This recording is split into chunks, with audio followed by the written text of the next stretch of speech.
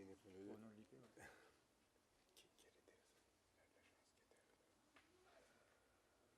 CRP, j'imagine. C'était la GE.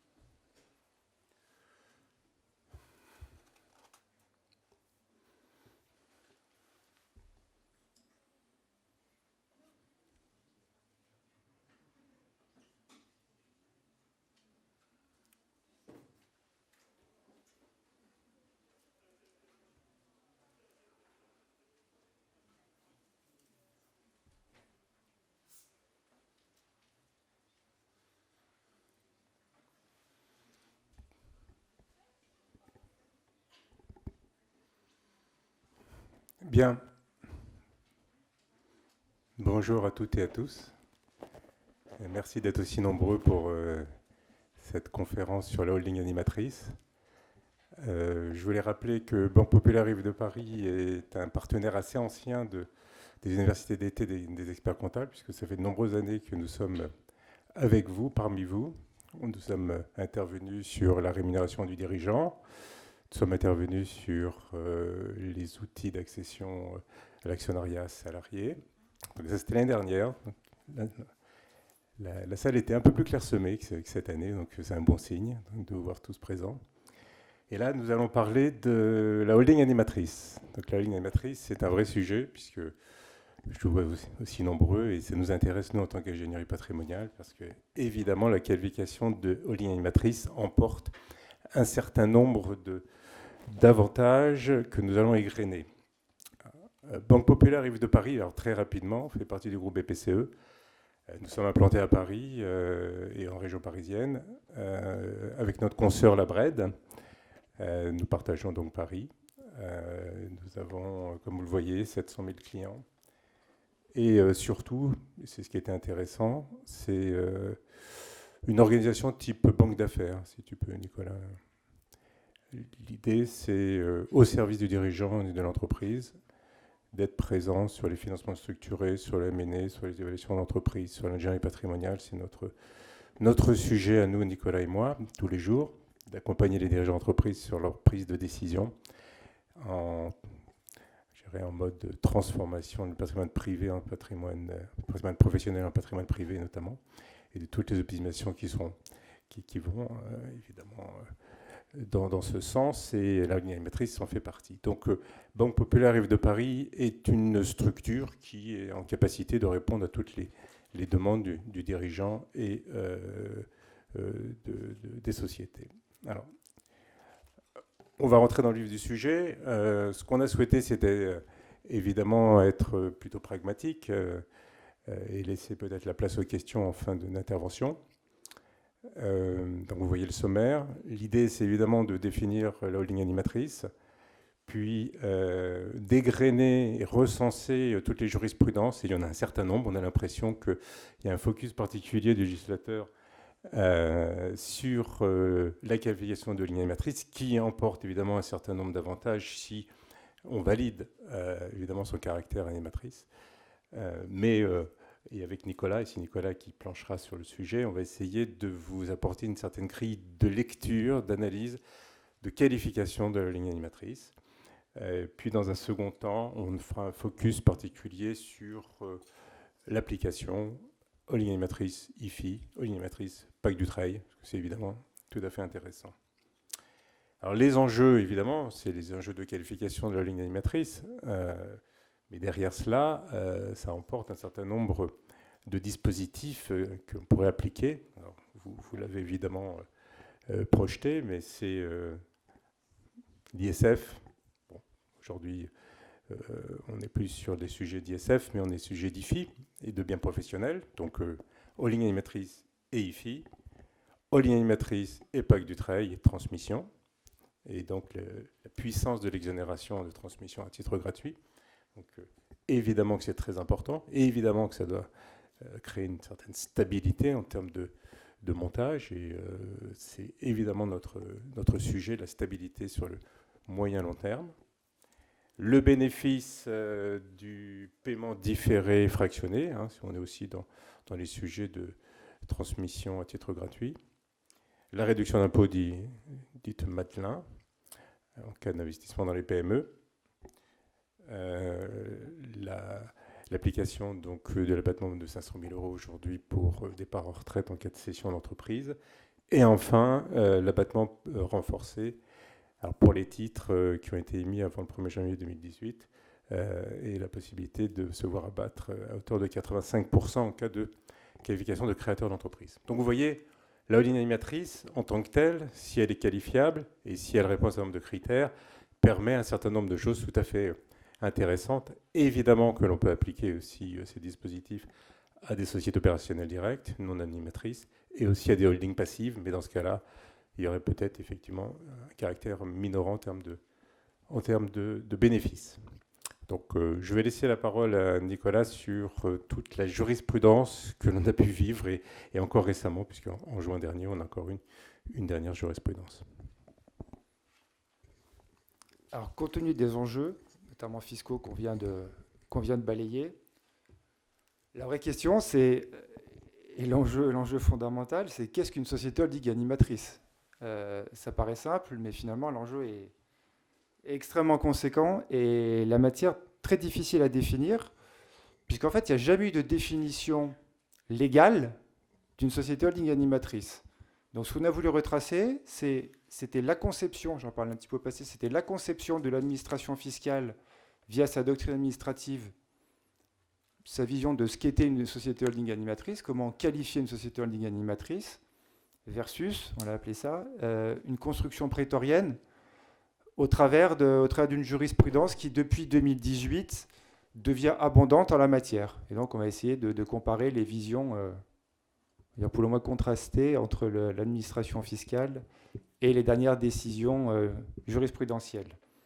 Donc, pour revenir sur la définition, la tolérance qui était contenue dans la doctrine administrative, et je vous en propose lecture, vous connaissez parfaitement bien cette définition, constituent des sociétés holding animatrices, celles qui sont les animatrices effectives de leur groupe, outre la gestion d'un portefeuille de participation, participent activement à la conduite de la politique de leur groupe et au contrôle de leurs filiales, et rendent, le cas échéant, à titre purement interne, des services spécifiques, administratifs, juridiques, financiers et immobiliers. Bon, une fois qu'on a écrit tout cela, on peut considérer que c'est quand même pas d'une limpidité et d'une lisibilité absolue. Deuxième élément, c'est en cas d'activité mixte, comment la doctrine administrative se positionnait dans la situation où une activité mixte, c'est-à-dire que la société holding détenait des participations éligibles, donc des participations professionnelles, et des participations avec une activité davantage patrimoniale. Donc la définition, ou en tout cas les règles qu'administration fiscale envisageait, c'était deux critères qui étaient cumulatifs. Premièrement, un critère de chiffre d'affaires. Le chiffre d'affaires de l'activité éligible devait représenter plus de 50% du montant du chiffre d'affaires total. Et deuxièmement, c'était un élément comptable, puisque le montant de l'actif brut immobilisé, de ses participations éligibles, devait représenter au moins 50% du montant de l'actif brut. Donc on constate l'approche de la doctrine administrative, de l'administration fiscale, elle était très rigoureuse, voire rigoriste. La jurisprudence, on parlait de construction prétorienne, c'est vraiment tout à fait le cas, puisque compte tenu de la largesse en fait, de cette définition de l'administration fiscale, il y a de nombreux contentieux en fait, qui sont nés au cours des années, fin des années 90 et des années 2000, Et on a vu, notamment à compter de 2018, avec 2 arrêts fondateurs du Conseil d'État, on a vu l'issue en fait de ces contentieux et des décisions rendues par le Conseil d'État et par la Cour de cassation. Donc ces différents arrêts nous permettent aujourd'hui d'avoir la conception, d'avoir l'esprit, la philosophie retenue en tout cas par la jurisprudence sur la conception d'une société holding animatrice. Donc on le disait, il y a 2 arrêts fondateurs du Conseil d'État, 13 juin 2018 que vous voyez à l'écran, et l'arrêt Bardin du 23 janvier 2020, qui sont les deux dans la même lignée, hein, très, très clairement. Et en fait, ces 2 arrêts annulent la doctrine administrative qu'on vient d'évoquer, notamment eu égard aux critères de la prépondérance de l'activité éligible. Donc les 2 derniers critères cumulatifs qu'on vient d'évoquer. Donc le Conseil d'État a purement et simplement annulé en fait cette doctrine administrative. Puis successivement, on a vu, il y en a plus que ça, on essaie de les recenser, mais on a pris les arrêts de Cour de cassation. 19 juin 2019, un arrêt relatif à l'animation de l'intégralité des filiales, oui ou non. Hein, l'administration fiscale partait d'une conception que pour être holding animatrice, il fallait que l'ensemble des filiales soient réellement animées. Alors, on verra que la Cour de cassation, elle dit l'inverse. Un arrêt du 14 octobre 2020 relatif aux conditions d'exigibilité de la holding animatrice en cas d'activité mixte. Donc, ça va renvoyer aux critères, donc à la nouvelle conception de mesure de l'activité mixte par la Cour de cassation. Un arrêt important aussi du 3 mars 2021 qui est relatif à toutes les affaires Finarea que vous avez sans doute suivi, qui a été rendu en matière d'effectivité de l'animation au regard de l'ISF. Et une actualité récente, un arrêt du 23 juin 2021 où on revient, et vous verrez, c'est des mots qu'on emploiera très fréquemment, enfin en tout cas des mots repris du Conseil d'État et de la Cour de cassation, donc c'est la Cour de cassation qui insiste là-dessus, sur vraiment l'effectivité en fait d'une animation. Ce qu'il va falloir retenir, c'est la démonstration de preuves, de faisceaux d'indices, et donc d'effectivité, la démonstration de l'effectivité de l'animation par la holding animatrice. Donc les éléments factuels à produire sont vraiment déterminants pour définir la conception de l'holding animatrice. Alors, on vous propose en temps 1 de revenir sur ces différents arrêts rapidement. Les 2 premiers arrêts fondateurs qu'on évoquait, donc les arrêts du Conseil d'État, qui ont annulé en fait purement et simplement les critères définis par l'administration fiscale, comme on le voyait en matière de prépondérance de l'activité. Je ne vais pas tout vous relire intégralement, mais l'élément important qu'il faut retenir, c'est qu'une société holding qui a pour, et c'est là, on a repris tel quel hein, les arrêts du Conseil d'État, qui a pour activité principale, outre la gestion d'un portefeuille, etc., mais l'élément important apporté par le Conseil d'État, c'est activité principale et non pas activité unique. D'accord ? Donc c'est vraiment l'élément qu'il faut retenir de cet arrêt. Donc une société holding, en conclusion, peut être animatrice de ce groupe, tout en détenant des participations qui ne sont pas animées. L'enjeu, c'est de pouvoir démontrer et pouvoir mesurer que son activité principale, que ses participations principales demeurent des activités éligibles, donc des activités opérationnelles. Hein, on le rappelle, activités industrielles, commerciales, artisanales, agricoles ou libérales. On le disait, le Conseil d'État retient 2 éléments importants. Premier élément, c'est le régime de preuve objectif. Ce qu'il faut pouvoir démontrer, c'est vraiment l'effectivité de l'animation. Hein, contrairement à la conception antérieure de l'administration fiscale, on était plus sur vraiment des éléments, il fallait que toutes les participations soient contrôlées et soient animées. On avait ces critères, les critères d'exigibilité de l'activité mixte, qui en pratique, on pouvait quasiment jamais les remplir comptablement, ou très difficilement.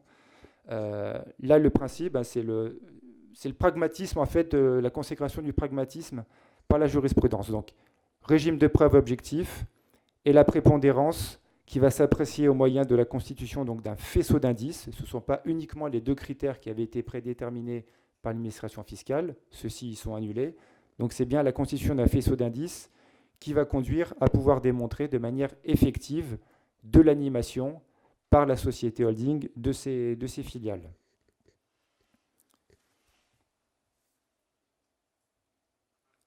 L'arrêt suivant, le temps 2, un arrêt rendu par la Cour de cassation, donc l'arrêt du 19 juin 2019. L'enjeu était ici de mesurer l'animation de l'ensemble des filiales du groupe. On l'a vu, on le répète, la position administrative, la position administrative, était de considérer que cette holding animatrice et son éligibilité au régime de faveur que Jean-Marc vient d'expliciter, c'était une simple tolérance administrative. Donc de ce fait, l'interprétation devait être stricte. Et donc toutes les filiales devaient impérativement être animées pour considérer que la société holding dans son ensemble, l'ensemble de ses titres, était effectivement holding animatrice. La Cour de cassation donc remet en cause, dans son arrêt d'espèce, remet en cause cette définition-là. On passe rapidement sur la situation. Il y avait 4 filiales, dans l'arrêt qui a été rendu. Mais je vous lis quand même, l'arrêté est clair. Ayant constaté que la société avait pour activité principale, donc on revient sur cette notion d'activité principale, l'animation de 4 filiales au sein desquelles elle détenait une participation majoritaire, puis retenu à bon droit que le fait qu'elle détienne également une participation minoritaire, donc dans ces 4 filiales, dans une autre société dont elle n'assurait pas l'animation, n'était pas de nature à lui retirer son statut de holding animatrice. Donc voilà, l'administration fiscale, sa conception, elle est totalement remise en cause et annulée. Et là, on a bien la consécration du fait que si notre société holding a pour activité principale, donc plus de la moitié en tout cas de ses participations en valeur vénale, est constitutive d'une activité éligible, donc de sociétés qui ont une activité industrielle et commerciale, ça ne remet pas en cause la notion de l'animation, quand bien même on aurait 1 ou 2 filiales qui ne seraient pas réellement animées.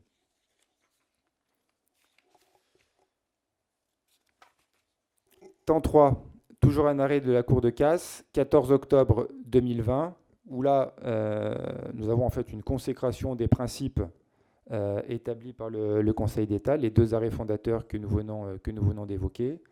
Donc elle reprend, c'était une décision l'a rendue en matière de dispositif Dutreil. La Cour de cassation, si on synthétise son propos, elle revient sur 4 points. Premièrement, la validation de l'application du régime Dutreil aux sociétés exerçant une activité mixte, à nouveau, si l'activité éligible est prépondérante. D'accord ? On n'est plus dans ce régime d'exclusivité. Activité mixte éligible à la notion de société holding animatrice, si tant est que je puisse démontrer que cette participation est prépondérante. Comment j'apprécie la prépondérance de cette animation ? Toujours pareil, cette notion de faisceau d'indices qui doivent apporter en tout cas les preuves, tant en matière de la nature de l'activité que des conditions d'exercice de l'animation. Donc on retrouve ici les préceptes établis par le Conseil d'État. Troisième élément, la société holding animatrice, on l'a dit, mais on le répète, ayant une activité mixte, peut prétendre à ce dispositif de holding animatrice, donc avec tous les avantages fiscaux, et là notamment en matière de Dutreil, ça devenait éligible, avec les critères habituels qu'on vient d'évoquer, la conduite de la politique, le contrôle des filiales, ce sont les 2 éléments fondamentaux. Conduite de la stratégie, je dois pouvoir le démontrer. Le contrôle des filiales, je dois pouvoir également le démontrer. Et à titre subsidiaire, donc ce sont des faisceaux, ce sont des critères, mais ce ne sont pas les éléments en fait intangibles. À titre subsidiaire, la fourniture de prestations.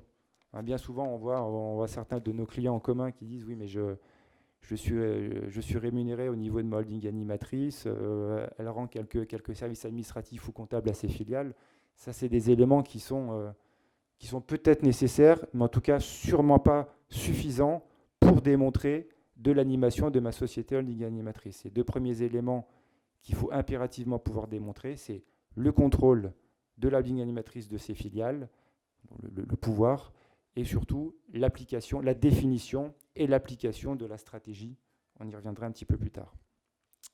Le critère que la Cour de cassation apporte dans cet arrêt aussi, c'est la détermination, comment je détermine sur quels critères la notion de caractère principal de l'activité de l'animation. Et là, on revient sur des choses, sur des choses pragmatiques. Et la Cour de cassation renvoie à la notion de valeur vénale, en fait, des participations inscrites au bilan de la société holding animatrice. Donc, on n'a plus ce critère de 50% de l'actif immobilisé brut. On ne savait pas si c'était valeur historique, etc. Tout ça, c'était mis de côté. Hein. Souvenez-vous, annulation de ces dispositifs de l'administration fiscale, de ces critères de l'administration fiscale. Là, on revient sur une notion de valeur vénale des participations inscrites au bilan de notre société holding. Donc, c'est ce qui va permettre de pouvoir démontrer la prépondérance dans les activités opérationnelles. Temps 4. Encore un arrêt de Cour de cassation, l'arrêt Finarea qu'on évoquait tout à l'heure. Là, il s'agit de traduire la notion de mise en œuvre concrète de l'animation. À nouveau, on répète, mais la jurisprudence, elle est claire maintenant sur ces éléments-là, et cet aspect de répétition, on voulait justement le marteler dans cette présentation. C'est la notion vraiment d'in concreto.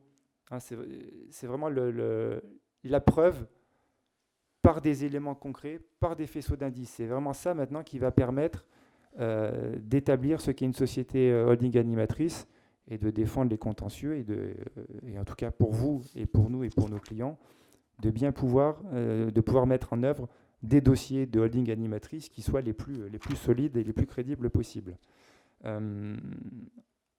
Donc en synthèse, la vérification qui doit être exercée, c'est celle de l'effectivité de l'animation.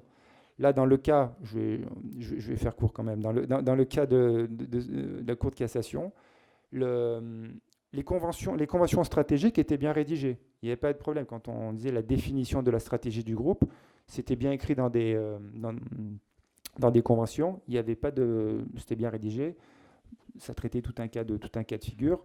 Donc, on pouvait penser que la démonstration était faite. C'était écrit dans des conventions.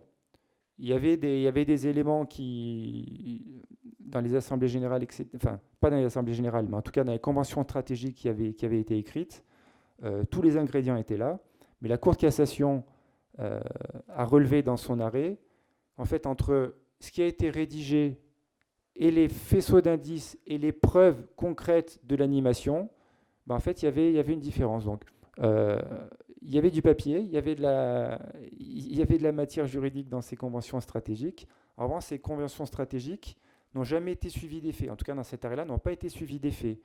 Donc, le contribuable n'a pas pu démontrer que sa société holding avait un vrai rôle d'animation, puisque justement, les éléments stratégiques qui étaient écrits sur du papier n'ont jamais été suivis des faits par les filiales. Ça n'a jamais été suivi dans les PV d'Assemblée Générale. Ça n'a jamais été suivi, en tout cas, dans toutes les décisions stratégiques qui ont été prises. Finalement, on s'est rendu compte dans ce cas de figure, dans cet arrêt-là, que la holding animatrice n'était pas en capacité de démontrer que c'est elle qui imposait ses choix en fait, à ses filiales. Donc, importance de la rédaction des conventions stratégiques, mais tout aussi important, la traçabilité et la démonstration dans les faits, de manière concrète, de la stratégie développée et écrite par la holding animatrice. Donc tous ces arrêts, c'est peut-être un petit peu long, mais on voulait faire le long sur ce sujet-là pour vous montrer un petit peu toute cette construction. Un dernier arrêt, juste on va en parler très rapidement, du 23 juin 2021, qui va clairement dans ce qu'on évoque, dans ce qu'a évoqué la Cour de cassation et le Conseil d'État. Donc les preuves concrètes définies dans les conventions stratégiques, c'est ce qui a été relevé. Là, un exemple, juste vraiment dans le figuratif et dans l'inconcreto, donc je vais aller jusqu'au bout. Vous voyez le deuxième élément.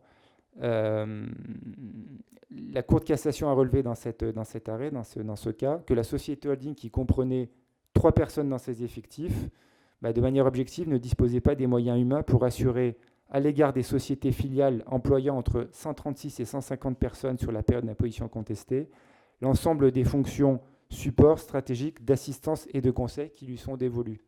Voilà. Donc là, on constate dans ce cas-là aussi la dichotomie, la contrariété entre la situation, même s'il y avait une convention qui était écrite, la Cour de cassation a considéré que 3 personnes, ce n'était pas suffisant pour impulser une stratégie, et pour définir une stratégie et pour développer un groupe qui comprenait, qui employait 150 personnes. Les décisions des juges du fond suivent véritablement tous ces arrêts de Cour de cassation, hein, puisque on ne vous a pas mis à l'écran ici, hein, mais il y a eu des arrêts de Cour d'appel de Rennes du mois de juin 2021, Cour d'appel de Bourges du 19 août 2021, donc très récent, qui sont parfaitement sur les décisions rendues par la Cour de cassation, et ont renvoyé en fait le contribuable par la Cour d'appel de Bourges, c'était la mise en œuvre concrète de moyens de l'animation. Cour d'appel de Rennes sur les preuves de la prépondérance de l'activité commerciale. Donc vraiment, voilà, les juges du fond sont vraiment sur les décisions du Conseil d'État et de Cour de cassation qu'on vient de mettre en lumière. Donc à la suite de cette construction dite prétorienne, et je vais conclure là-dessus, on a essayé de proposer en fait une grille de lecture avec des conditions de fond et des conditions de forme qui permettront en tout cas de solidifier un dossier de holding animatrice et de mettre, je dirais, le maximum de chances de notre côté, nous en tant que praticiens, pour nos clients, pour démontrer et pour mettre en place une bonne société holding animatrice et tous les ingrédients qu'il faut, juridiques et fiscaux, qu'il faut y mettre. Alors, les conditions de fond qu'on a essayé de recenser, s'assurer concrètement de la réalité du rôle actif de la société holding, ça on en a parlé, et de l'animation du groupe. C'est un élément, ça, qui est absolument indispensable. Le contrôle des filiales et la réalité de l'activité d'animation du groupe. La société holding doit disposer d'une participation suffisante en capital pour assurer le contrôle de ses filiales. C'est un élément aussi qui est tout à fait fondamental.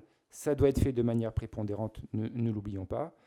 Vérifier que les principales décisions économiques et stratégiques sont bien définies par la société holding animatrice. Donc c'est bien elle qui les prévoit et c'est elle qui les impose à ses filiales. Donc on est toujours dans les conditions de fond. Donc ça, la condition de fond, elle est indispensable. On verra après les conditions de forme d'application de cette stratégie. Mais en tout cas, sur le fond, donc, qu'est-ce que je veux dire sur le fond? Ça veut dire l'établissement de conventions stratégiques. Il faut pouvoir écrire et définir la politique et la stratégie du groupe, des filiales, par la société holding qui se veut animatrice. Donc, autre élément, c'est ce qu'on évoque, nécessité d'un support qui matérialise l'exécution et l'effectivité de cette animation, donc mise en place de conventions stratégiques qui s'imposent à toutes les filiales. Et la production de documents donc postérieurs, ça c'est important. La convention, c'est en amont pour la définition de la stratégie, et postérieurement à la définition de cette stratégie, il faut pouvoir démontrer la mesure et l'effectivité de cette animation. Donc, au niveau des filiales, il faut avoir un suivi qui soit aussi rigoureux de toutes les mesures et toutes les décisions stratégiques et économiques prises par la société holding. Enfin, dernier élément, donc les conditions, on a vu les conditions de fond. Les conditions de forme, donc la jurisprudence définit et impose, on le répète sciemment, cette méthode de faisceau d'indices pour apprécier le critère de la prépondérance de l'animation. Retenons que la société holding peut détenir des filiales qui ne sont pas animées, sans perdre le caractère animateur dans son ensemble. L'important, c'est de mesurer cette notion et de définir cette notion de prépondérance de l'activité et de l'animation. Donc la réunion de faisceau d'indices, on va retrouver plusieurs types de critères. Premier critère comptable, on l'a évoqué, qui a été assoupli par le Conseil d'État, critère de l'actif brut qui est défini sur la base de la valeur vénale. À nouveau, ça c'est important, mais ça permet quand même déjà d'y voir plus clair sur l'aspect comptable. La valeur vénale des participations inscrites à l'actif du bilan de la société holding en matière comptable qui va faire foi et qui va permettre de justifier de la prépondérance de l'activité. Donc ces participations doivent représenter une valeur vénale. Ces participations éligibles doivent représenter plus de 50% de l'ensemble de l'actif total. Plus, ce n'est pas exclusif, cette dimension comptable n'est pas exclusive des autres critères, des autres faisceaux d'indices. Donc il faut ajouter en fait à cette définition comptable toute la traduction de l'animation. Alors, la liste, elle n'est pas exhaustive, hein, mais ça permet d'illustrer le propos. Le fait de confier le mandat social, par exemple, à la société holding animatrice. On l'a vu, la rédaction de conventions stratégiques, ça c'est définissant un plan stratégique, ça c'est indispensable également. Le suivi du pilotage au sein de PV des assemblées générales, hein, ça c'est ce qui se fait aussi a posteriori. Des rapports de gestion, le cas échéant, la création de comités de pilotage de l'activité, de la gouvernance. Je peux adapter la forme juridique aussi de ma société holding pour avoir une vision et avoir un contrôle, en tout cas, sur l'application au niveau des filiales. Donc là, pour toute la créativité juridique et en matière de droit des sociétés. L'autonomie de la communication de la société holding, ça peut paraître simple et un peu idiot, mais c'est fondamental. C'est bien la société holding animatrice qui doit écrire à ses filiales. Donc il faut potentiellement qu'elle ait une autonomie, par exemple, de son adresse mail, qu'elle ait une adresse mail a priori. Souvent le dirigeant, dans son esprit, il y a effectivement, in fine, c'est lui, personne physique, qui définit tout ça. Mais là, il ne faut pas perdre de vue qu'il y a des personnes morales entre-temps. Il faut bien que ces personnes morales remplissent leur rôle pour justement définir la notion et établir la notion d'animation de la société holding. Les pactes d'actionnaires, des actifs immobiliers qui peuvent être détenus et mis à disposition, etc. etc. La liste n'est bien sûr pas exhaustive, mais retenez bien cette combinaison des faits, la notion de prépondérance de participation dans les activités éligibles et la réunion des faisceaux d'indices. C'est bien tous ces éléments-là qui permettront de mettre en place et d'être un peu plus serein vis-à-vis de l'administration fiscale dans les stratégies de société holding animatrice et de tous les dispositifs que nous avons recensés en propos liminaire de notre présentation. Voilà, Jean-Marc, je te laisse. Oui, merci. Mais je pense que c'était nécessaire. On a pris 20 minutes pour finalement définir ce que c'est qu'une holding animatrice. On n'est pas certain qu'on est dans la vérité totale. Je pense qu'on n'est pas à l'abri de revirement de jurisprudence, mais quoi qu'il en soit, c'est vraiment les faisceaux d'indices.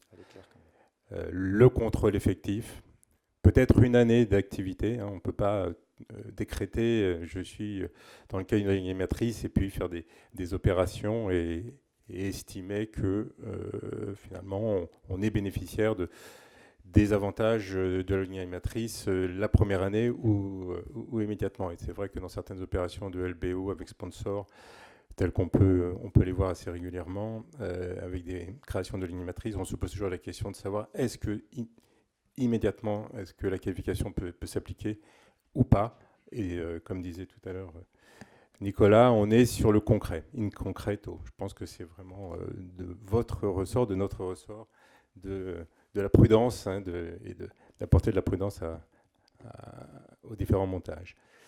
Donc quand on a vu effectivement ces éléments de jurisprudentiel, les faisceaux d'indices, la grille de lecture et d'analyse, qu'est-ce qu'on en fait ? On considère qu'il y a un certain nombre de dispositifs et d'applications qui sont intéressantes avec la ligne animatrice. Alors, déjà, une animatrice de groupe, c'est tout simplement animer un certain nombre de filiales avec des conventions de trésorerie, etc. Mais il y a aussi toute la partie fiscale, et notamment en termes d'impôt sur la fortune immobilière, et le pacte du travail transmission. Donc on a fait un petit focus sur l'impôt sur la fortune immobilière. On avait fait ce slide et cette présentation alors même que se préparait la campagne entre guillemets IFI. Donc là, c'est un peu du réchauffé, mais ça sera pour l'année prochaine. Mais vous aurez les slides, donc ça vous permettra peut-être de vous remémorer le jour venu, en mai prochain, quels sont les critères à retenir. On a retenu 8 cas de figure. 8 cas de figure dans lesquels on applique ou pas alors la notion de holding animatrice et d'IFI. Peut-être qu'on va aller directement finalement au tableau. Donc c'est peut-être plus direct et plus concret. L'idée, c'est soit l'immeuble est détenu dans le bilan de la holding animatrice. Dans ce cas-là, il y a très peu finalement de doute. Il y a une exonération si l'affectation de l'immobilier, si l'immobilier est affecté à l'activité de la holding animatrice. Et il y a une exonération si c'est affecté à la filiale. Donc imaginez que le bien immobilier est détenu par la holding animatrice et que le bien soit affecté à l'exploitation de la filiale. La loi nous autorise une exonération d'IFI. Détention via une SCI détenue par la holding animatrice. On est un peu dans le cas de figure du premier cas, puisque finalement c'est l'immobilier ou de façon indirecte la SCI qui est détenue par la holding animatrice. Et dans ce cas-là, c'est soit location à la holding animatrice, on a une exonération sur la fraction affectée à la holding animatrice, et si on est location à la filiale, c'est aussi une exonération partielle. Là où ça se complique un petit peu, c'est si on est en détention directe via la SCI. Donc c'est le dirigeant qui détient donc la SCI. Dans ce cas, donc on est sur le bien professionnel.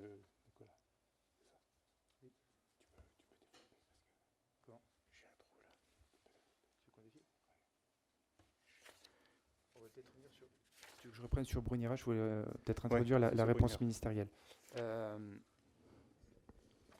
On va réévoquer donc toujours notion de holding animatrice et IFI. Une réponse ministérielle qui est importante du mois de février, qui est la réponse ministérielle Bruniera. Vous l'avez à l'écran ? Oui, vous l'avez à l'écran. Vous l'avez très probablement compulsé également. Oui, je vais reprendre parce que j'avais oublié cette notion. Les vacances, les congés. Oui, donc détention directe par le dirigeant d'une SCI et qualification d'outil professionnel. Donc là, on est sur la qualification de bien professionnel ou pas, selon que le dirigeant d'entreprise détient 25% de l'activité, de l'outil opérationnel, et ou son groupe familial, et qu'il bénéficie d'une rémunération normale, 50% de ses revenus professionnels, et qu'il a des fonctions de direction qui sont des fonctions énumérées par le Code général des impôts, directeur général, le président, etc. Donc dans ce cas-là, il y a une exonération des biens professionnels, comme on l'a vu ici, dans le slide suivant, mais à proportion de la détention dans l'activité opérationnelle. Et donc, et c'est là où je vais en revenir, puisque c'est sur la réponse Bruniera, si le bien professionnel, si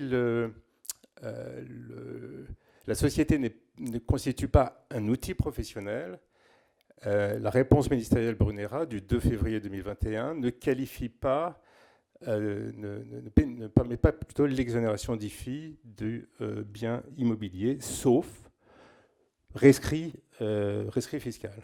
Donc finalement, l'administration fiscale refuse d'étendre l'exonération IFI à ce type de structuration, mais elle laisse la porte ouverte malgré tout à une étude des situations. Donc quand on regarde ici la structuration, holding animatrice est un outil professionnel.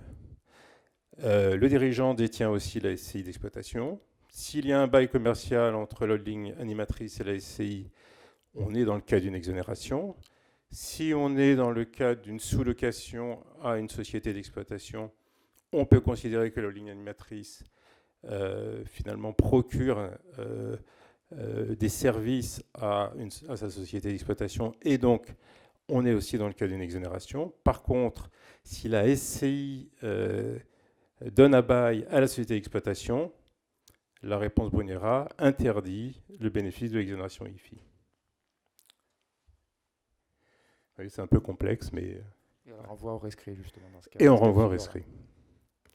Enfin, détention directe du redevable dans une SCI. Donc ça, c'est le quatrième cas. Donc si location à la holding animatrice, alors que c'est la filiale qui est outil professionnel, il n'y a pas d'exonération. Vous voyez, donc en rouge, finalement, sur 6 cas, il y a 2 cas de figure où on est hors du champ d'exonération de l'IFI. Et donc, évidemment, c'est un conseil à donner, évidemment, à vos clients et à nos clients de faire attention à la structuration, évidemment, entre la holding animatrice ou finalement aussi une filiale opérationnelle et la détention de l'immobilier. Par contre, effectivement, une détention directe du redevable dans une SCI et la filiale est outil professionnel. Dans ce cas-là, nous avons le cas d'exonération. Donc, comme vous le voyez, on a 8 cas de figure avec des grilles de lecture différentes selon que l'on détienne dans le bilan de la holding animatrice, dans le bilan d'une SCI détenue par la holding animatrice, dans le bilan détenu par une SCI détenue directement par le redevable, ou à bail à la holding animatrice, ou à bail à la filiale. Donc vous voyez, tous ces cas de figure sont à regarder avec beaucoup d'attention pour une exonération ou non de l'IFI. Deuxième cas, sur le pacte du travail transmission. Alors, de façon assez simple, si la holding animatrice est considérée comme animatrice de plein exercice, selon les critères qui ont été définis par Nicolas, dans ce cas-là, un pacte du travail signé entre les différentes parties et une donation, une activation, évidemment, ou un pacte de succession, permettrait une exonération de 75% de la valeur retenue au titre de la donation ou de la succession. Donc là, c'est un cas de figure très simple que l'on voit assez couramment. L'holding animatrice, si elle est qualifiable, permet donc l'exonération à hauteur de 75%. Dans le cas de figure 2, c'est simplement l'interposition. On a une holding passive qui détient une holding active, donc une holding animatrice, et une holding, la holding animatrice détient une société opérationnelle. Dans ce cas, jusqu'à 2 niveaux d'interposition. Donc, cas de figure, c'est le contribuable ou le redevable détient donc la holding passive, détention du quantum, moins 25%, holding animatrice, qui est qualifiable selon le contrôle et la prépondérance de la société opérationnelle. Dans ce cas, on pourra effectivement avoir et un pacte du travail applicable sur la holding passive et à travers la holding passive, dans le bilan de la holding passive, la correspondance de la holding animatrice, avec l'abattement de 75% sur les titres donc, de la holding animatrice dans le bilan de la holding passive. Donc voilà les 2 cas que l'on peut retenir. 2 autres cas, Nicolas, sur le pacte du travail.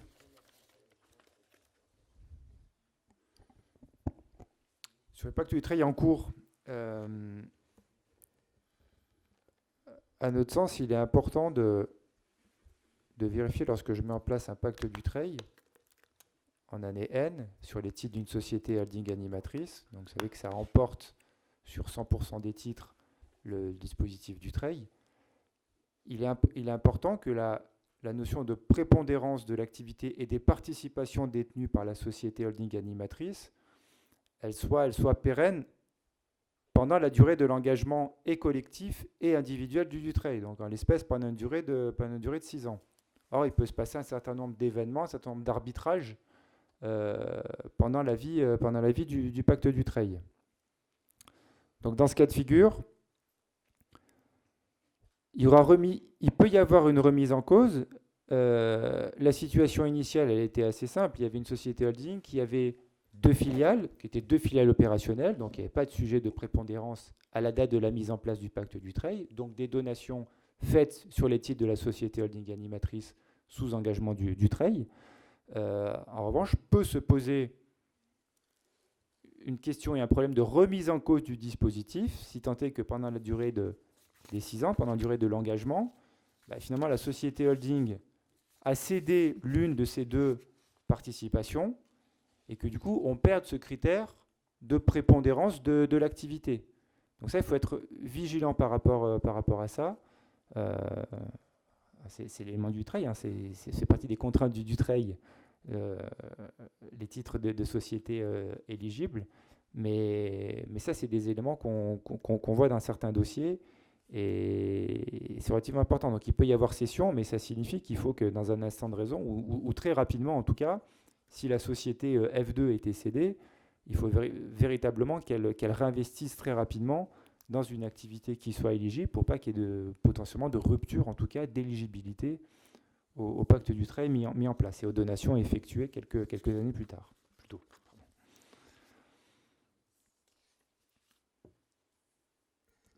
Autre cas de figure, toujours en cours de pacte Dutreil. Ah, attendez, je reviens sur le... Juste pour illustrer, vous avez sans doute des cas de figure. Enfin, on travaille sur un dossier actuellement où on n'est pas dans le cadre d'une cession d'une des 2 filiales, mais dans le cas de figure où en fait la société d'exploitation a tellement de résultats, les associés distribuent assez peu de dividendes comparativement en fait au niveau du résultat. Donc on peut se retrouver, on a fait des calculs ils ont fait des donations en Dutreil aujourd'hui, donc ils sont engagés évidemment sur 6 ans, donc avec cette notion de prépondérance de l'activité. Et la question qu'on se pose avec le notaire sur ce dossier-là, c'est que quand on fait un calcul sur plusieurs années, on se rend compte qu'il y avait un niveau de trésorerie qu'on appelle pléthorique. Donc si la société continue à évoluer sur les mêmes niveaux de rentabilité, même pas de croissance de sa rentabilité, mais sur une rentabilité équivalente, sans distribution supplémentaire, on se rend compte qu'au bout de la 5e ou 6e année, finalement, toute la trésorerie accumulée pourrait représenter, vous vous souvenez, la valeur vénale, 50% du titre de participation, mais en fait, toute la trésorerie existante et accumulée pourrait potentiellement déqualifier cette notion de prépondérance. Alors, je ne sais pas comment réagirait l'administration fiscale dans ce cas de figure, mais en tout cas, on se dit que ça peut être aussi un warning, une mesure d'attention au travers du temps pour conserver cette notion de prépondérance et donc d'éligibilité. Éligibilité au niveau de la holding animatrice par rapport à sa qualification, et 2, au niveau de la prépondérance de l'activité. Même si on pourrait objecter le fait de dire, est-ce que si j'accumule de la trésorerie dans une société d'exploitation, est-ce que c'est véritablement répréhensible ? En tout cas, la question pourrait se poser. Donc, il y a tout un tas d'applications. Je pense que vous voyez plein de dossiers aussi du même acabit. Donc Juste, je complète sur ce sujet du cash. On ne peut pas objecter à une société de gagner beaucoup d'argent. Bon. Effectivement, elle peut accumuler et ne pas réinvestir. Par contre, si une des filiales est cédée et qu'elle est prépondérante dans son bilan, on peut peut-être effectivement considérer que la société n'est plus vraiment animatrice, puisque dans son bilan, il y a beaucoup de cash et corrélativement, la valeur des filiales est moindre que le cash qui constitue une partie de son bilan. Donc on a effectivement et la qualification tout de suite, c'est ce que disait tout à l'heure Nicolas, pendant 20 minutes, on a essayé d'égrener la grille d'analyse, et le going concern, en fait, le continuum d'activité de la holding et de son devenir, et quid effectivement des opérations et des événements qui peuvent arriver et qui peuvent déqualifier la holding animatrice. Donc on est très attentif aussi finalement aux activités des dirigeants, à leurs intentions de réinvestissement, à leurs intentions ou de cash out pour alléger le bilan. Mais je pense qu'il y a un warning sur ce sujet. Oui, vous avez sans doute des dossiers tout à fait comparables. Et pour revenir à cette question-là, oui, c'est pas répréhensible dans l'instant T, mais si on revient sur les arrêts de Cour de cassation et cette notion de faisceau d'indices, alors oui, c'est pas répréhensible qu'une société gagne de l'argent, au contraire, c'est le principe de base du droit des sociétés. Mais pour autant, on peut estimer que si le dirigeant ou la holding animatrice n'est pas en capacité de démontrer que, d'une part, cette trésorerie est nécessaire en fait au train de vie ou à la gestion de l'entreprise, et de surcroît, elle n'est pas utilisée à faire de la croissance externe, à avoir des projets, etc., on peut se retrouver potentiellement peut-être avec la fragilité, notamment s'il y a un Dutreil en cours. Voilà, enfin, on est preneur évidemment de vos pratiques aussi et de vos réflexions sur le sujet. Dernier cas de figure, bon, relativement simple, c'est en cours de Dutreil, si la société holding animatrice, pour le coup, faisait de la croissance externe et se portait acquéreur en fait d'une ou plusieurs d'autres sociétés opérationnelles. Bon, là, pas de difficulté si l'activité est éligible, hein, si on est dans le cadre d'une activité ICAL. Toujours la même vigilance si on est dans le cadre d'une activité plus de patrimoine ou de diversification du patrimoine. Toujours pareil, vigilance, faisceau d'indices et la prépondérance de l'activité de la société holding animatrice.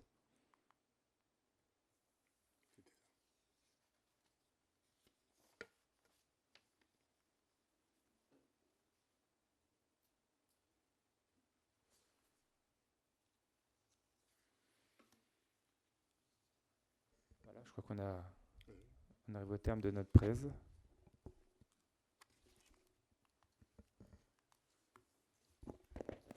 Bien, c'était un peu dense et concis, on espère. Donc, si vous avez des questions, n'hésitez pas. Il nous reste 10 bonnes minutes. Oui.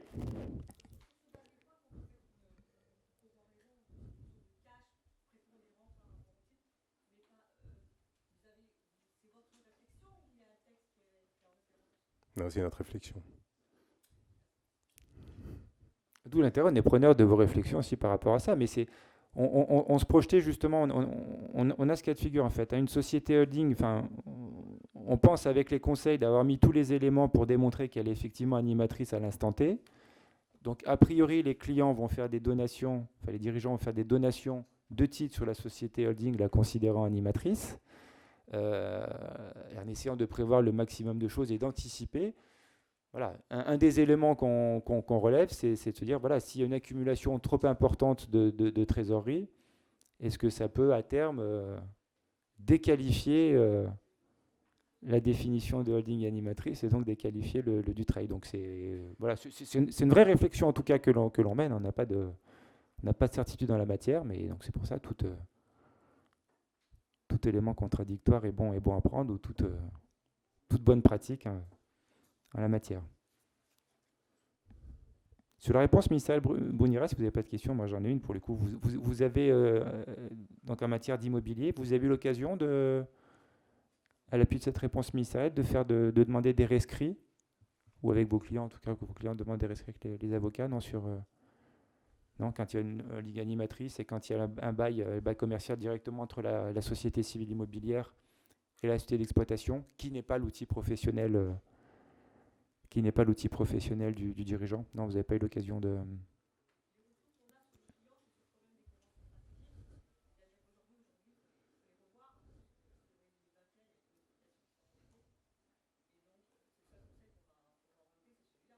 Alors, elles sont essentielles.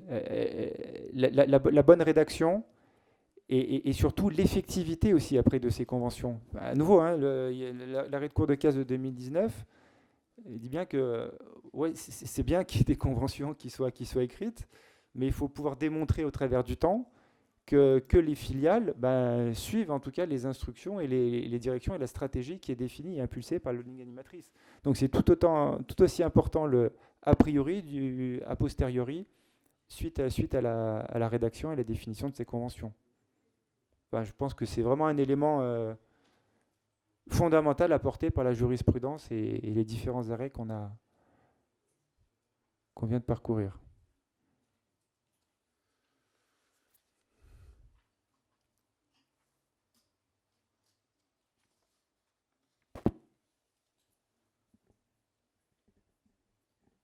Vous avez d'autres cas dans votre pratique, donc un peu emblématiques que...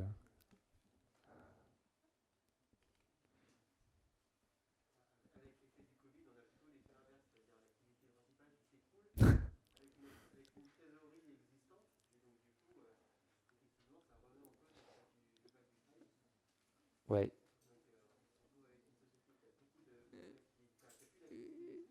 Qui a du cash et qui a une moindre activité. Dans l'absolu, là, il y a quand même un argument assez significatif. Il faut pas que a priori, il ne faut pas que la situation perdure sur un nombre d'années trop important. La question, la dimension, elle est là. Après, ponctuellement, je pense qu'on devrait pouvoir, en code contention, on devrait pouvoir quand même se défendre dans ce cas-là, mais il ne faudrait pas que ça perdure et que la société dégénère en activité davantage de patrimoine plutôt qu'opérationnel.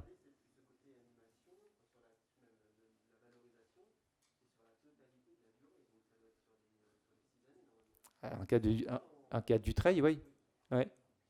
Ou s'il y a cession, parce qu'on a vu ça sur un dossier aussi, s'il y a cession d'une filiale, la condition c'est de pouvoir réinvestir immédiatement, que la société réinvestisse immédiatement dans une activité opérationnelle qui soit éligible.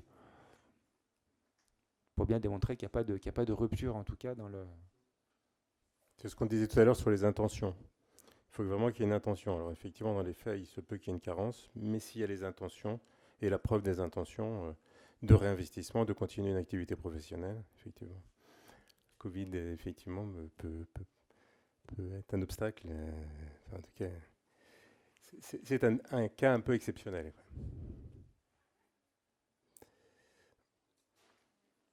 Et c'est justement ces montages, finalement, ces qualifications, dans une circonstance très exceptionnelle, qu'on peut voir, est-ce que c'est tenable dans le temps?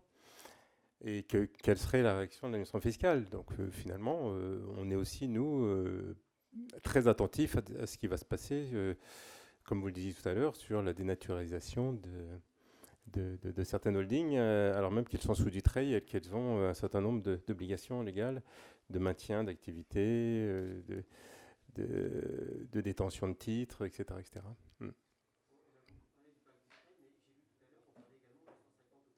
Oui.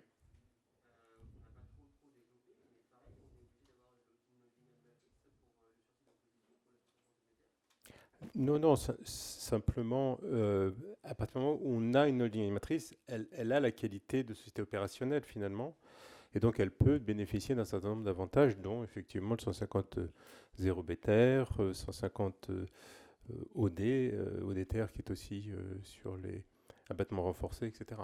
Ouais, on visite davantage l'abattement renforcé en fait. Oui. Même si dans la réalité, c'est quand même assez rare de pouvoir appliquer l'abattement majoré sur une société holding animatrice. Il faudrait vraiment que la holding ait été créée, qu'elle ait pu être animatrice dès l'origine, qu'elle ait fait les acquisitions. Moi, j'ai jamais vu, mais je sais pas vous, mais potentiellement, c'est éligible au régime de l'abattement renforcé.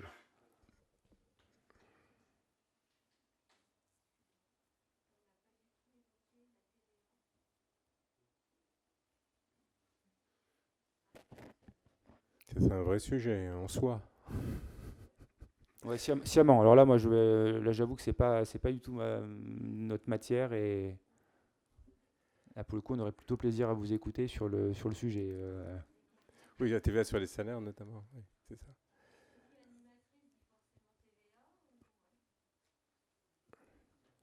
Oh. Oui. Oui, dans le cadre de la facturation de services ou des salaires.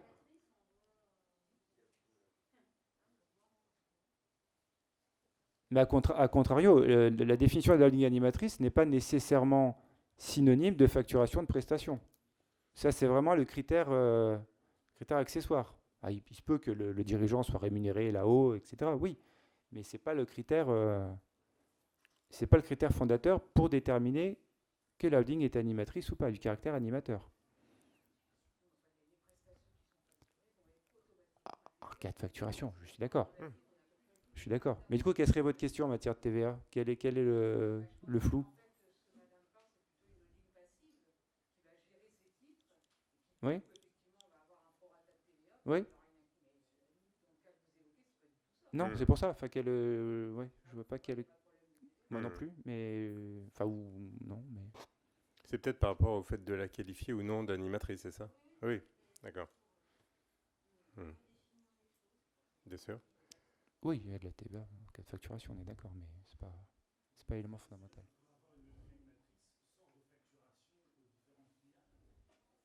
Oui. Oui. Ah, ce sont des critères. À nouveau, c'est des critères dans le cadre de faisceau d'indices, c'est des critères qui sont alternatifs. C'est pas les critères essentiels pour déterminer de l'animation.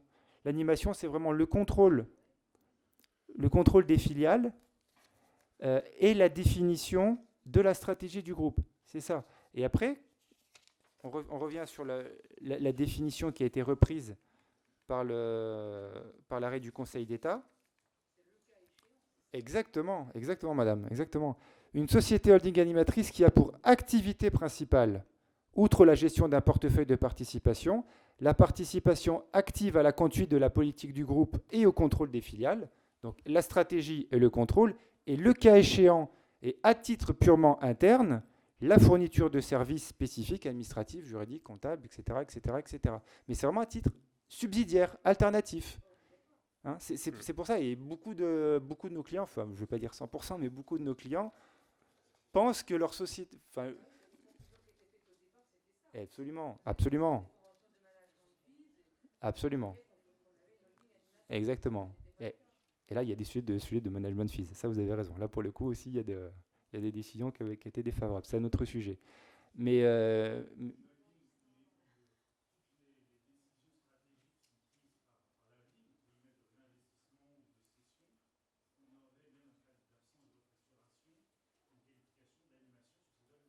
ah oui, si on a l'effet Sonalis, si on a les critères d'effectivité à démontrer que l'animation, que le contrôle et l'animation est effectué par la société holding, et surtout qu'elle est suivie, à nouveau, qu'elle est suivie par ses filiales, oui, la définition au sens strict du terme, les critères dans la grille de lecture, les critères indispensables, ce sont ceux-ci. Ce sont le contrôle, la définition, la matérialisation de la stratégie, et le fait d'impulser la stratégie et la définition de la planification par la société holding animatrice. C'est ça les éléments moteurs. Et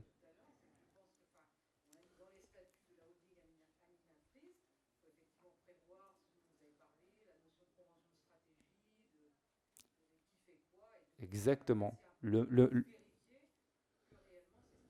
Exactement, exactement. Et surtout qu'elle le déploie. Enfin, au-delà de la rédaction des conventions ou des statuts, c'est qu'après, il faut pouvoir démontrer qu'il y a de la communication et que cette communication, elle est suivie des faits. C'est vraiment ça qu'apportent ces différents arrêts de la jurisprudence. Et à titre accessoire, elle peut effectivement facturer des prestations à ses filiales. Ça oui, rendre ces services-là. Mais à titre accessoire.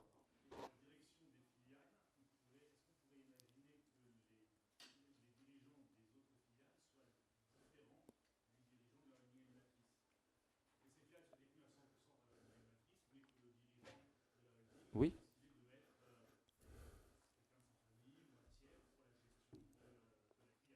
Oui, on peut. Oui, bien sûr. On peut. À partir du moment où vous démontrez que, à nouveau, hein, ouais, et que les filiales rendent bien compte en fait de la gestion et de la stratégie qui a été définie, oui, tout à fait. On parlait de mandat social. Mandat social, c'est un faisceau d'indices parmi d'autres. Ça permet d'accentuer et la notion de contrôle et la définition. Si on se dit que c'est le mandat est détenu par la ligne animatrice, par définition, en tout cas statutairement, voilà, elle est tenue d'exécuter son mandat. Mais pour autant, c'est pas. Oui. Mais pourtant, c'est pas une obligation en tant que telle. Mais le principe, voilà, c'est. Ouais. Ouais, souvent. Voilà. Ouais. C'est exactement ça. C'est que, et on l'a de plus en plus, il y a une simplification des organigrammes où on a finalement dans les filiales les directeurs techniques. Il n'y a pas besoin de rajouter pour des questions de doute sur la qualification ou pas, comme c'était le cas. Là, la grille de lecture nous permet quand même de bien placer finalement les mandats là où ils doivent être et non pas empiler des mandats pour justement essayer de verrouiller finalement les montages. Et on voit de plus en plus, effectivement, et j'ai encore vu hier, une holding animatrice et des dirigeants purement opérationnels, techniques, hein, qui étaient des dirigeants des filiales, et sans aucun souci. Donc ça a des vertus finalement, tous ces arrêts, puisque petit à petit, on arrive à simplifier. Hein, il y a une grille de lecture, une grille d'analyse, mais à simplifier les organigrammes. Donc c'est plutôt dans le bon sens. Ah oui. Il y a encore pas mal de points, oui. Ouais, c'est ce qu'on. C'est une réflexion, hein, c'est encore une fois, alors, mais c'est très important, bien sûr. Surtout si les filiales sont cédées, et qu'on continue à animer, qu'on est sous Pacte Dutreil, qu'on veut encore être exonéré sur l'IFI, etc. Alors même qu'on a vendu une des filiales. J'ai vu récemment une filiale vendue importante et continuer à être exonéré d'IFI, et j'avais quand même un vrai doute. Et voilà. Et bon, pour l'instant, je n'ai pas vu, pas pris, mais bon. Peut-être une dernière question, parce qu'on doit libérer la salle pour les suivants. Il y aura le support sur le site, oui, tout à fait. Écoutez, merci de votre attention.